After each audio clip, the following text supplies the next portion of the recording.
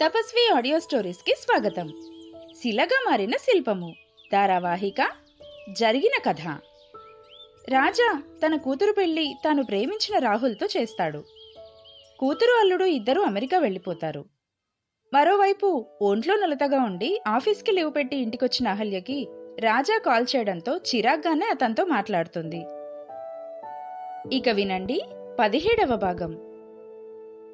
Madam, బిజినెస్లో పెట్టిన పెట్టుబడి రఘు నన్ను ఇప్పటికిప్పుడు ఇచ్చేయమంటున్నాడు. ఇది ఎంతమాత్రం న్యాయం కాదు కదా అన్నాడు రాజా. ఫోన్ పెట్టేయలేక మీరేమన్నారు అని పొడిగానే అడిగింది అహల్య. నేను భాయిని అడుగుతానని చెప్పాను అన్నాడు రాజా. ఆ భాయిని అదే మీ గాడ్ ఫాదర్ని చూపించిన వాడే మీ రఘు కదా, మరి ఆయన ఇప్పుడు ఎవరి తరఫున ఉంటాడో అన్నది అహల్య. నన్ను డబ్బు ఇచ్చేయమనే చెప్పారు బాయ్ కూడా. మొన్న కాస్త విభేదం వచ్చినప్పుడే ముందస్తుగా అడిగాను, బదులిచ్చాడు రాజా.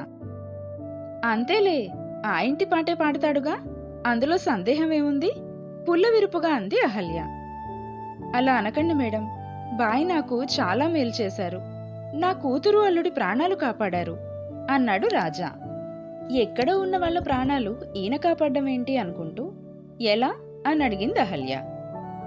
వాళ్లకి అక్కడ రోడ్డు ప్రమాదం జరిగితే అది వాళ్ల సొంత బంధువులే చేయించారని చెప్పారు. అప్పట్నుండి మా అల్లుడు తన అమ్మా నాన్నలతో తెగదింపులు చేసుకున్నాడు చెప్పాడు రాజా. ఇంతకీ అలా వాళ్ళు కావాలనే చేయించారని మీకు తర్వాతైనా రుజువైందా అడిగింది అహల్య. భాయ్ చెప్పారంటే అది అక్షరాల నిజం. మా అల్లుడికి నేను ఆ విషయం చెప్తేనే తెగదింపులైపోయాయి. ఇప్పుడు మా అమ్మాయి వాళ్ళు వస్తున్న విషయం కూడా వాళ్ళకి చెప్పకుండా జాగ్రత్త పడుతున్నాం తెలుసా, గొప్పగా చెప్పాడు రాజా. సరేనండి, నాకు కాస్త పనుంది, ఫోన్ పెట్టేస్తున్నాను. మరో మాటకు ఆస్కారం ఇవ్వకుండా ఫోన్ పెట్టేసింది అహల్య.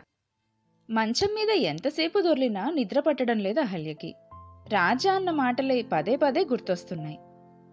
మళ్ళీ డైరీ తీసింది. ఈరోజు నేను కొత్త పాఠం నేర్చుకున్నాను. నేనెంతటి బాధలో ఉన్నా ఎదుటి వ్యక్తి ఏదో ఇబ్బంది అని చెప్తే వారి కష్టాన్ని దృష్టిలో పెట్టుకుని వాళ్లతో మాట్లాడడం కూడా ఒక బలహీనతేగా. ఆ బలహీనతే నన్ను స్థితికి తీసుకొచ్చింది. అలాంటి బలహీనతని అదునుగా చేసుకుని ఏదో వంకన నాతో మాట్లాడడానికి చూస్తున్నారు అన్నది ఈవాళ అర్థమైంది. ఎందుకంటే ఒక సమస్య చెప్పడమో దానికి పరిష్కారమో కాదు వాళ్ళు నాకు చెప్పదలుచుకుంది. అవన్నీ ఎప్పుడూ దాటిపోయాయి. ఇప్పుడు అవి నన్ను కాసేపు మాట్లాడించడానికి వాడుకుంటున్న ఆయుధాలు. ఇప్పుడు నాతో మాట్లాడాలి అనుకోవడానికి కారణం వారి అవసరం కాదు, అవకాశం మాత్రమే. అది కూడా నేనిచ్చే అవకాశం. ఇలాంటి ప్రవర్తనతో వాళ్ళు తీసుకున్న గోతిలోనే వాళ్ళు ఎప్పటికో పడతారు. రాజా విషయంలో అది త్వరలోనే జరుగుతుంది. ఆ భాయ్ మాటలు నమ్మి నిజానిజాలు తెలుసుకోకుండా కూతురికి అల్లుడికి వాళ్ల కుటుంబంపై దురభిప్రాయం వచ్చేలా చేయడం అసలు ఎంతవరకు సమంజసం? ఆమె అతన్ని కన్న తల్లి.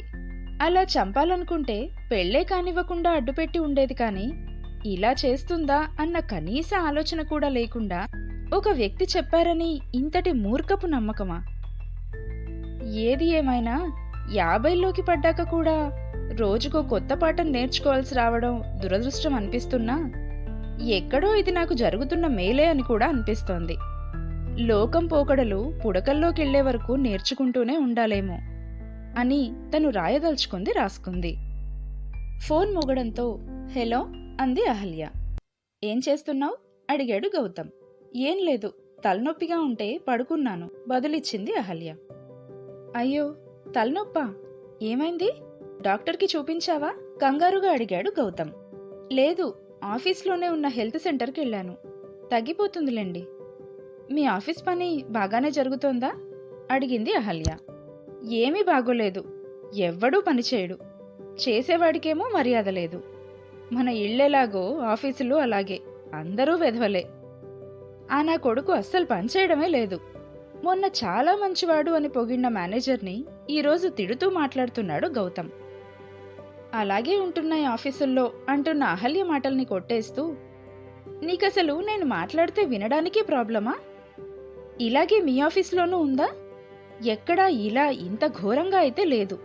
నేను కాబట్టి ఇవన్నీ భరిస్తూ ఉన్నాను విసురుగా అన్నాడు గౌతమ్. పోనీ ఈ ఉద్యోగం నచ్చకపోతే మానేయొచ్చేమో చూడండి సంశయంగానే అంది అహల్య. మానడానికి నాకు మరో చోట ఉద్యోగం సిద్ధంగా ఉందా ఏంటి? అయినా ఎక్కడికెళ్ళినా ఇలాంటి వాళ్ళు ఉంటూనే ఉంటారు అన్నాడు గౌతమ్. మరిందాక నేననబోయింది అదే కదా అని మనసులో అనుకుని సరిపెట్టుకుంది అహల్య. ఇక నిద్ర పట్టలేదు అహల్యకి. ఊరికెళ్లిన గౌతమ్ ఎప్పుడెప్పుడొస్తారా అని ఎదురు చూసినంతసేపు పట్టదు. ఎప్పటికప్పుడు గౌతంతో ఏం మాట్లాడాలన్నా తన నోరు నొక్కుకోవాల్సిన పరిస్థితే వస్తోంది. ఎందుకంటే ఒక మాట మరోదానికి, మరోటి ఇంకోదానికి అసందర్భంగా దారితీస్తోంది. చివరికది వాద ప్రతివాదనలతో ముగుస్తోంది. అందువల్ల కొంతకాలంగా అడ్డదిడ్డంగా మాటలు మరలుతున్నప్పుడు అసలు మాట్లాడకుండా ఉండడం తను అలవాటు చేసుకుంది. నిశ్శబ్దంగా ఉంటే అప్పటికి ఆ సమస్య పెద్ద సమస్యగా మారదు. అప్పటికి ముగుస్తుంది అంతే. కానీ తీరుతుందా? తీరదు. ఎన్నటికీ తీరదు. దానికి కారణం కూడా పైకి కనిపిస్తున్నవో చూపిస్తున్నవో కాదు గౌతమ్ అసంతృప్తికి కారణాలు. అతనికి మనసు లోతుల్లో ఉండిపోయిన నకారాత్మకత, ఆత్మన్యూనతా భావాన్ని అహంకారంగా చేసుకుని భీకరంగా కనిపిస్తున్న గాంభీర్యం, తనలో అసలు కించిత్తైనా లేని ఆత్మస్థైర్యాన్ని ఎవ్వరికీ కనిపించకుండా కాపాడుకునే సామర్థ్యం. అదిగో ఆ సామర్థ్యమే గౌతమ్ రుగ్మత. ఆ రుగ్మత తొలగినప్పుడే తన సమస్య సమసిపోతుంది. కాని దానికి నాంది పలికే నాథుడే లేడు. అందువల్ల గౌతమ్కున్న రుగ్మత పోదు, దానివల్ల కలిగే సమస్యలు పోవు. ఈసారి అహల్య ఆలోచన అలలు పరమేశం వైపుకి మళ్ళాయి. పరమేశానికి కూడా ఇలాగే ఏదో ప్రమాదకరమైన మానసిక ఒత్తిడి ఉండుంటుంది. డబ్బు డబ్బు అని కొడుకు వేధిస్తున్నాడని తెలుసు. కాని జీవితాన్నే ముగించేసుకోవాలని ఎందుకనిపించేదో. ఆ ఒక్క కారణమే కాదు, గుండె లోతుల్లో ఉన్న బాధ ఎప్పుడూ చెప్పుకోలేదు. ఎప్పుడు చెప్పినా బతకాలని లేదని మాత్రమే చెప్పేవాడు. దాని కారణం అడగలేదు ఎవ్వరూ. అలా అనకూడదు అంటూ అతన్ని వారించి తలా ఒక సలహా పడేసేవారు. ఆలోచనలతోనే అలసిపోయిన అహల్య నెమ్మదిగా నిద్రలోకి జారుకుంది. మీరు వాళ్ళింటికి పెళ్లికి పిలవడానికెళ్లారా? అడిగాడు భాయ్. వెళ్ళాం. నా ప్రాణ స్నేహితుడి కుటుంబం. అందుచేత వాళ్ళని పిలవకుండా ఉండలేకపోయాను. ఇప్పుడు దానివల్ల ఏం జరిగింది అర్థం కాక అడిగాడు రాజా. అప్పుడు వాళ్ళు మీపై ఏదో చేతబడి చేశారు అన్నాడు భాయ్. చేతబడా? ఈ రోజుల్లో కూడా ఇలాంటివి జరుగుతున్నాయా? నమ్మలేక అడిగాడు రాజా. నువ్వు దేవుణ్ణి నమ్ముతున్నావుగా, ఆ శక్తి ఉన్నప్పుడు దుష్టశక్తి మాత్రం ఎందుకుండదు? అందుకే మీ వియ్యాల వారితో పెళ్లి వేళకి సర్దుకున్న మీ సంబంధాలు ఆ తర్వాత మళ్లీ దెబ్బతిన్నాయి. అక్కడ మీ అమ్మాయికి అల్లుడికి అయిన రోడ్డు ప్రమాదం మీ వియ్యపురాలు చేయించడానికి కూడా ఈ శక్తులే కారణం. అయినా మరేం పర్లేదు, నేను చూసుకుంటాను. మీ అల్లుడు మీ మాట వింటాడు కాబట్టి అతడికిప్పట్లో ప్రమాదమేం లేదు. వాళ్ళిక్కడికొచ్చినప్పుడు ఇంట్లో ఇది ఉంచండి, ఇదే వాళ్లకు రక్ష అంటూ ఏదో పదార్థం ఒక చిన్న డబ్బాలో పెట్టి ఆ డబ్బాను రాజాకిచ్చాడు భాయ్. భక్తిగా దాన్ని అందుకొని తన ఇంటి పూజామందిరంలో ఉంచాడు రాజా. తను పెట్టిన పెట్టుబడంతా రఘుకి తిరిగిచ్చేశాను. ఇప్పుడు నా ఫైనాన్స్తోనే మేనేజ్ చేసుకోవాలి నేను. కొద్దిగా కష్టమైనా సరే కాని ఎప్పటికప్పుడు తనకు లాభాల్లో శాతం వడ్డీ కలిపి ఇస్తున్నప్పుడు ఇలా అర్ధాంతరంగా అడిగితే కష్టం కదా బాయ్. ఇంకో 3 ఏళ్లైతే నేనే పెట్టుబడి పెట్టే స్థితి వచ్చేది. కాని ఇంతలోనే బాధని చెప్పుకున్నాడు రాజా. చూడు రాజా, ఎవరి స్వార్థం వాళ్లది, ఎవరి పరిస్థితి వాళ్లది. తన డబ్బు తాను ఎప్పుడైనా అడగచ్చునన్న న్యాయం అతడిది. నీకు ఉత్తరోత్తర ఇబ్బందులు రాకూడదనే నేనిచ్చేసి తేల్చేసుకోమన్నాను. నీకు నా సలహాపై అపనమ్మకమా లేక రఘు స్నేహంపై అపనమ్మకమా అడిగాడు భాయ్. అయ్యో అలా కాదు భాయ్, నాకు బాధనిపించి అన్నానే కాని ఇందులో నమ్మకం లేకపోతే నేను మీ దగ్గరికి రావడం, మీ సలహాలు తీసుకోవడం జరుగుతుందా? మీ మీద నమ్మకం ఉండబట్టే కదా మీ సలహాలు చెప్పింది చెప్పినట్టు పాటిస్తున్నాను బదులిచ్చాడు రాజా. పని ఒత్తిడి, ఆర్థిక ఒత్తిడితో అలసిపోయి ఇంటికొచ్చాడు. భ్రమరా? రమ్య ఫోన్ చేసిందా? పోనీ చిన్నవాళ్లు వీళ్లనే ఒక్కసారి వాళ్ళ అత్తగారితో మాట్లాడమంటే పోలా? ఏమంటావ్? అడిగాడు భార్యని. ఏమో, నాకు ఆమెను చూస్తేనే చిరాకు. చాలా అహంకారంగా ఉంటుంది. ఇక రమ్య ఆవిడతో సర్దుకుని మాట్లాడుతుందని నేననుకోను బదులిచ్చింది భ్రమర. చూడు భ్రమర, మనం చేసే తప్పులు మన పిల్లలకు శాపాలై తగలకూడదు. అందువల్ల పెద్దవాళ్లుగా మనం వీలైనంత వరకు సరైన దారి చూపించాలి. అవసరమైతే వాళ్లతో ఒక మాట కటువుగా అన్నా పర్లేదు కాని సక్రమమైన మార్గంలో ఉండడానికి మాత్రం ప్రయత్నించాలి చెప్పాడు రాజా. అయితే ఇప్పుడేం చేయాలంటారు? వెళ్ళావిడ గారి కాళ్ల మీద పడాలా? అసలు అంత తప్పు రమ్య ఏం చేసిందని విసురుగా అడిగింది భ్రమర. రమ్య తప్పేమీ చెయ్యకపోవచ్చు, కాని అత్తగారి మనసులో స్థానం సంపాదించుకోవడానికి తనదంటూ కొంత ప్రయత్నమైనా ఉండాలిగా. అయిన వాళ్ళని కాదనుకొని ఎల్లకాలం బతకలేంగా. రాహుల్ ఒక్కగానొక్క కొడుకు. ఎప్పటికైనా ఆ తల్లిదండ్రులకి ఆ కొడుకు కావాలిగా తర్కం చెప్పాడు రాజా. ఏమో, వాళ్ళు కాదనుకుంటే వీళ్ళు మాత్రం పట్టుకు వేళ్లాడతారా? అసలు ఎందుకు వేళ్లాడాలి? దేవుడి దయవల్ల ఎక్కడో దూరంగా ఉన్నారు. మనమేమీ చెప్పక్కర్లేదు. వాళ్ళకెలా కావాలంటే అలా చేసుకుంటారు.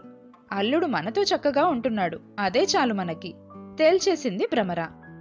రాజా మనసులో ఆలోచనల చిక్కుముడులు ఎంతకీ వీడడం లేదు. కూతురు అల్లుడు జీవితం ఎలా ఉంటుందో. రాజ్యలక్ష్మి గారికి ఈ సంబంధం ఇష్టం లేకపోవచ్చు. అంత మాత్రాన అల్లారు ముద్దుగా పెంచుకున్న కొడుకుని చంపుకునేంత కఠినాత్మురాలా? అసలలా అయ్యుండడానికి అవకాశం లేదు. పెళ్లిలో కూడా బాగానే ఉన్నారే. జరిగిన ప్రమాదానికి వాళ్లకి సంబంధం ఉంది అనుకోవడంలో అసలెంతవరకు నిజముంది? అలా అనుకోవడానికి రుజువులు కూడా లేవుగా. నిజానిజాలు తెలుసుకోకుండా అపార్థం చేసుకోవడం రెండు కుటుంబాలకి శ్రేయస్కరం కాదు. కానీ భాయి మాటను కొట్టిపారేయలేను. ఇప్పటి వరకు అన్నీ నాకు సవ్యంగానే దారి చూపాడు. ఇక జెస్సీ విషయానికొస్తే ఇప్పుడు నాపై చేతబడులు చేసినంత మాత్రాన తను కొరిగేదేముంది? జెస్సీ వ్యాపారం 3 వంతులు తగ్గిపోయింది. అందుకు కారణం నా వ్యాపారం కాదుగా. వాళ్ల వ్యాపారాన్ని చూసుకునే సమర్థులు లేక నిర్లక్ష్య వైఖరితో వాళ్ళ స్థితికొచ్చారు. అయినా ఈ రోజుల్లో కూడా చేతబళ్లున్నాయని, అయిన వాళ్లే చేస్తున్నారని చదువుకున్న నా వంటి వాళ్ళు నమ్మడంలో అర్థం ఉందా? మరెందుకు నమ్ముతున్నాను? ఏదో నా శక్తి సామర్థ్యాల కంటే ఇటువంటి వాటిని నమ్మేట్టు చేస్తోంది నన్ను అనుకున్నాడు రాజా. ప్రశ్నలే కాని ఈ ప్రశ్నలు వేటికి ప్రస్తుతానికి తన దగ్గర జవాబులు లేవు. మనసంతా భారంగా ఉంది. ఈ బరువంతా ఎక్కడైనా దింపుకుంటే బావుండు అనిపిస్తోంది. కాని శ్యామలతో కూడా చెప్పాలనిపించడం లేదు. ఏడాదికొకసారైనా చెల్లెల్ని ఇంటికి పిలిచి పసుపు కుంకుమలతో తాంబూలమిచ్చి ఓ చీర పెట్టి పంపే అలవాటు కూడా మానుకున్నాడు. తన అపరాధ భావనే తనని కట్టేస్తోంది. ఊర్లోనే ఉన్న చెల్లెల్ని చూసొస్తే కాదనే వారెవరుంటారు? భార్య అనుకూలించలేదని సరిపెట్టుకోవడమే కాని తనకే కావాలనిపిస్తే భ్రమర మాత్రం ఎలా ఆపగలదు? తనలోని ఈ తర్కమే తనని ఎప్పటికప్పుడు కట్టేస్తుంది. చేయలేకపోయానన్న అపరాధ భావం ఉన్నంతగా చేసి తీరాలి అన్న పట్టుదల లేకపోవడమే ఇందుకు కారణం. అందువల్ల తాను విఫలున్నయ్యాను అన్న విషయం తనకే అర్థమయ్యి శ్యామలతో కూడా ఎక్కువ మాట్లాడకుండా ఊరుకున్నాడు. బ్లెస్సీ, నీకీ విషయం ఎలా తెలుసు? కలవరంతో అడిగింది జెస్సీ. ఎలా తెలిసినా నిజం నిజమే కదా మామ్. నువ్వే నాకు చెప్పి ఉండాల్సింది. నువ్వెప్పటికీ నా అమ్మవే కాని నా పుట్టుక గురించి కనీసం నాకు చెప్పాలని కూడా నీకు అనిపించలేదు కదా? బాధగా అడిగింది బ్లెస్సీ. వాడేనా? ఆ రాజానేనా నీకు చెప్పింది? ఇందుకే అనుకున్నాను వాడు ఉన్నన్నాళ్ళు నాకీ ప్రమాదం ఉంటూనే ఉంటుందని. అనుకున్నదంతా జరగనే జరిగింది ఆవేశంతో ఊగిపోతూ అంది జెస్సీ. ఏంటి, రాజా అంకులా? అంత ప్రేమగా ఉన్న ఆయన కూడా నాకు చెప్పలేదే అని బాధపడుతున్నాను నేను. Now I know what to do. I will do what I have to అంటూ వెళ్ళిపోయింది బ్లెస్సీ. ఇంతకీ బ్లెస్సీకి నిజం ఎలా తెలిసింది? అహల్య అనుకున్నట్లు వాయిది అంతా మోసమేనా? ఆ విషయం రాజా తెలుసుకుంటాడా? ఒకవేళ తెలుసుకున్నా ఎప్పటికి తెలుసుకుంటాడు? రాజా అంకుల్ చెప్పలేదు అని బ్లెస్సీ అన్నది నిజమేనా? ఒకవేళ రాజా చెప్పకపోతే బ్లెస్సీకి మరి నిజం ఎవరు చెప్పుంటారు? ఈ ప్రశ్నలన్నిటికీ సమాధానాలు తెలుసుకోవాలంటే వింటూనే ఉండండి శిలగా మారిన శిల్పము ధారావాహిక మీ తపస్వి ఆడియో స్టోరీస్లో.